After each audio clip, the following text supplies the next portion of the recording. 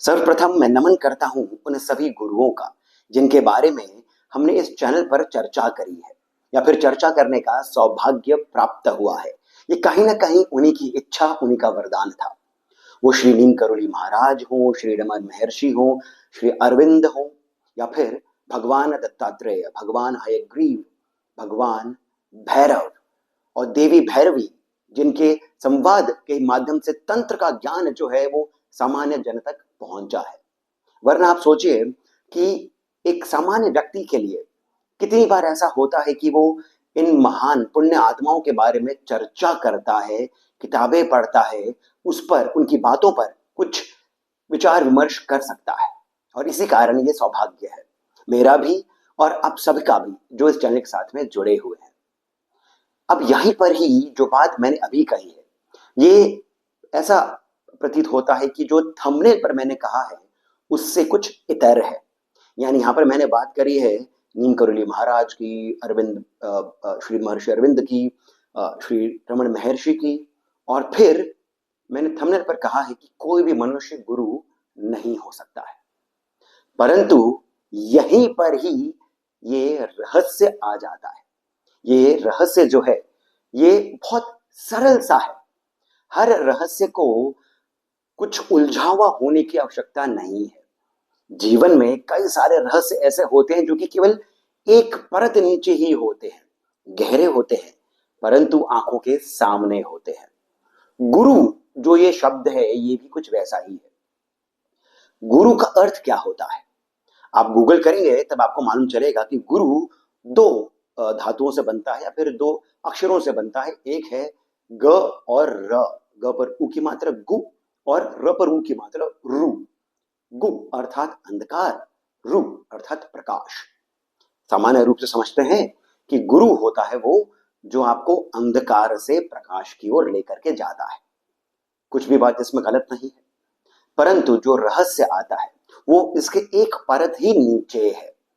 हम अंधकार को सामान्य रूप से बहुत कष्टकारी मान लेते हैं। हम अपनी हर मुसीबत को भी अंधकारमय मान लेते हैं कि अंधेरा जो होता है वो काला होता है, घना होता है, इससे हम कैसे पार पाएं। भगवान की कृपा हम पर कब हो, गुरु की दृष्टि हम पर कब पड़े।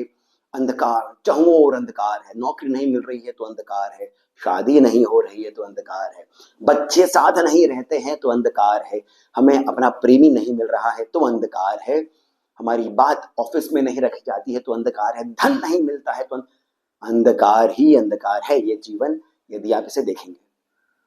परंतु अंधकार जो है, यदि आप भारतीय दर्शन थोड़ा और गहराई में पढ़ेंगे, थोड़ा और विस्तृत रूप से पढ़ेंगे तो आपको समझ में आएगा कि अंधकार जो है यही तो आपको प्रकाश की ओर लेकर के जाता है।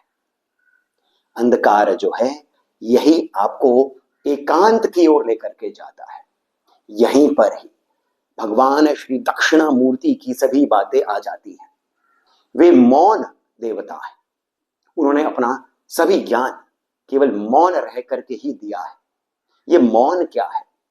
मौन वो स्थान है, मौन वो पायदान है, मौन वो स्थिति है जब केवल आप ही होते हैं स्वयं के साथ, अकेले आप हैं। और जब आप हैं स्वयं के साथ तब जो चर्चा होती है, तब जो वार्तालाप होता है वो जन्म जन्मांतर का होता है। ये ध्यान की स्थिति में भी हो सकता है या फिर ज्ञान की उस चरम अवस्था पर भी हो सकता है। परंतु जितनी भी सिद्धियां हैं, जितने भी आपके कष्ट हैं, जो भी आपको योग प्राप्त करना है भगवान के साथ, अपने इष्ट के साथ, वो केवल तभी हो सकता है जब आप मौन हो, स्वयं के साथ हो। और यहीं पर ही वो बात जो मैंने थंबनेल पर कही है वो यहीं पर ही सत्य साबित होती है कि वो जो मौन है वही गुरु है। आप स्वयं के ही गुरु हैं। अन्य जितने भी गुरु हैं, अब ये जो बात मैंने कही है कि गुरु मनुष्य नहीं हो सकते हैं, ये भी वैसा ही है जैसा हम माया को समझते हैं। योगिनी तंत्र में इस बात को कहा गया है। स्वयं महादेव इस बात को कह रहे हैं कि मनुष्य जो है वो गुरु नहीं हो सकता है, क्योंकि गुरु तो केवल परब्रह्म है। परंतु इसका अर्थ ये नहीं है कि हमारे जो भी गुरु हैं या फिर हम जिन गुरु की तलाश कर रहे हैं अब उसके प्रति हम अनादर रखें। बात थोड़ी गहरी है। बात यह है कि गुरु जो है वो मानवीय रूप में आपके साथ में हो या फिर अदृश्य रूप में आपके साथ में हो, गुरु में परब्रह्म की शक्ति समाहित हो जाती है और तभी वो आपको ज्ञान प्रदान कर पाते हैं। यानी कि वो जो मानवीय रूप से आपके समक्ष जो गुरु हैं उनको आप मानव नहीं माने, उनमें चूंकि वो ज्ञान प्रदान कर रहे हैं वो परब्रह्म की ही शक्ति है। और यहीं पर ही भगवान दत्तात्रेय का जो ज्ञान है वो भी आ जाता है। उनके 24 गुरु थे। हमारे लिए ये बात समझ में तब आएगी जब हम बाहर होकर के देखेंगे, इस जगत के बाहर। ये कुछ उसी प्रकार है जैसे मछली जो है जब वो पानी में होती है उसे पता नहीं होता है कि वो जल के समंदर में है। उसी प्रकार से हमें भी ये नहीं पता है कि हम वायु के समंदर में है। जब मछली हमें देखती होगी तो ये पाती होगी कि जो मनुष्य हैं ये तो वायु के समंदर में है, मैं अलग हूं। हम जब मछली को देखते हैं तब हम ये पाते हैं कि मछली जो है वो तो जल के समंदर में है। परंतु हम एक मछली को जल के भीतर कैसे देख पाते हैं? क्योंकि हम स्वयं भी जल के बाहर हैं। जब आप स्वयं भी इस जगत से बाहर स्वयं को मानने लग जाते हैं, आवश्यक ये नहीं है कि आप हो जाएं, आवश्यक ये है कि आप मान लें। जब मान लेते हैं तब तो वो जो लक्ष्य है वो दिख जाता है। फिर आप जब भी उस तक पहुंचे वो भगवान की कृपा है, वो आपका प्रारब्ध है। परंतु इस जगत के बाहर स्वयं को मानना, जगत के बाहर स्वयं का मार्ग प्रशस्त करना, ये हमारा कर्तव्य है। मैं इस जगत में नहीं हूं, ये जब आप मान लेते हैं तब आपकी सभी कठिनाइयों का उत्तर प्राप्त हो जाता है। यही बात श्री रमण महर्षि ने भी कही है। मैं जब उन्होंने कहा था हु एम आई, तो यहीं पर ही बात आ जाती है गुरु की कि जो योगिनी तंत्र में कहा गया है उसका गूढ़ रहस्य यही है कि वो जो व्यक्ति है, वो जो मनुष्य है आपके समक्ष, उसमें भगवत कृपा, वो दैवीय शक्ति समाहित है और उसी से आपको ज्ञान प्राप्त होता है। जिनके पास में गुरु ऐसे मानवीय रूप से या फिर अदृश्य रूप से नहीं है, उनके लिए भी गुरु है। बात यह है कि आप क्या इतने खुले विचारों के हैं कि आप जो भी आपसे कुछ दो बातें आपके भले के लिए कह रहा है, किसी भी प्रकार से कह रहा हो, गुस्से में, चिढ़ करके, आपसे ईर्ष्या करके, नफरत करके, आप उसमें अपना ही हित देखें। क्या आप में इतनी समग्रता है, इतनी व्यापकता है? क्या आप स्वयं को इतना विस्तृत मान लेते हैं? तब आप पाएंगे कि एक छोटा सा बच्चा भी आपके घर में आकर के या घर में जब होता है तब आपको यदि कुछ बात कह देता है तब आप उसे ग्रहण करने लायक हैं कि नहीं है। आपके सीनियर्स वो काम के अंदर हो या फिर आपके रिश्ते में हो, यदि कुछ बातें आपको कहते हैं गुस्से में ही सही, क्या आप उसमें अपना हित देख रहे हैं? यदि देख रहे हैं तो वे सभी जो हैं वे आपके गुरु ही हैं। गुरु जो है ये परब्रह्म है। परब्रह्म की कृपा सदैव रहती है। ये जो जगत का अंधकार है ना, ये अंधकार आपने मान लिया है।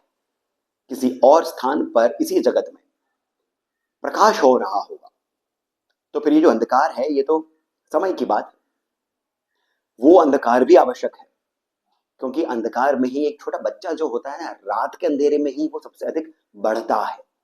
फूल जो खिलते हैं ना, वो रात के अंधेरे में ही खिलते हैं। आपके स्वयं का जो शरीर है वो भी स्वयं को ठीक करता है रात के अंधेरे में ही। तो अंधेरा जो है वो बहुत आवश्यक हो जाता है। आप यदि किसी कठिनाई में हैं तो फिर केवल गुरु अर्थात केवल परब्रह्म को ही याद करिए। इस अंधकार से पार होकर के ही आप प्रकाश तक पहुंच सकते हैं, और यही रहस्य है गुरु का, जो आपको अंधकार से होता हुआ प्रकाश तक लेकर के जाए। परब्रह्म है, उनकी यही लीला है। वही आपको सभी प्रकार के जिन्हें हम कष्ट मान रहे हैं वो कष्ट नहीं है, केवल अंधकार है, ताकि आप स्वयं को देख सकें, स्वयं के साथ आप कुछ वार्ता कर सकें। यही गुरु का रहस्यमय अर्थ आता है। अब ये आपके ऊपर है कि आप अपने जीवन में किस किस को गुरु के समान देख सकते हैं। जिस किस को भी आप देख पाएंगे, आपकी उन्नति उतनी ही होती रहेगी। आशा करता हूं कि ये जो छोटी सी बात मैंने रखी है, जितने भी बातें मुझे समझ में आई है, श्री रमण महर्षि को थोड़ा बहुत पढ़ करके, श्री नीम करोली महाराज को थोड़ा बहुत पढ़ करके, रमण महर्षि, महर्षि अरविंद, भगवान दत्तात्रेय, भगवान हयग्रीव, भगवान दक्षिणामूर्ति ने सभी को पढ़ करके जितना भी कुछ मेरी छोटी समझ में आ पाया है, मैंने आपके समक्ष रखा है। यदि आपको यह सुंदर लगा हो, लाभप्रद लगा हो, तो इस वीडियो को आप लाइक अवश्य कर लीजिएगा। इस चैनल को सब्सक्राइब करना नहीं भूलें और कमेंट सेक्शन में जो पहला कमेंट पिन है वहां से पेटीएम, जीपे इत्यादि के माध्यम से जितना अधिक हो सके आप हमें श्री सहयोग भी प्रदान करें। इसके साथ मैं सिद्धार्थ आप सबसे जानकर अनुमति लेता हूं। धन्यवाद।